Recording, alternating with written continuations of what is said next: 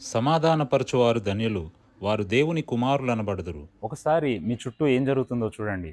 ఈరోజు ప్రపంచంలో శాంతి లేదా సమాధానం అనేది కరువైనట్లు మనం గమనించవచ్చు.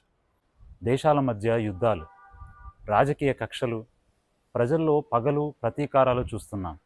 ఇరుగు పొరుగు వారి మధ్య అసూయ, ద్వేషాలు, భార్యాభర్తల మధ్య మనస్పర్ధలు, అన్నదమ్ముల మధ్య, అక్క చెల్లెల మధ్య, చివరికి తల్లిదండ్రులు పిల్లల మధ్యలో కూడా ఏదో ఒక గొడవ చూస్తున్నాం.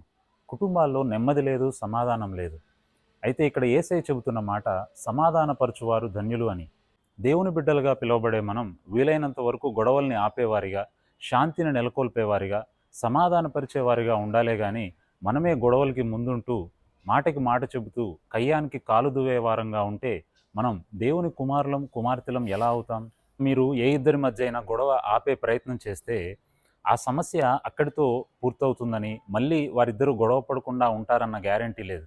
అయితే మీరు ఎప్పుడైతే ఆ గొడవను, ఆ సమస్యను యేసయ్యకి అప్పగించి వారి కొరకు మీరు ప్రార్థించి మీరు చేయగలిగింది చేసినప్పుడు సమాధానకర్త అయినటువంటి దేవుడు ఖచ్చితంగా ఆ సమస్యను తీర్చగలడు. ఆయనకు అసాధ్యమైంది ఏదీ లేదు.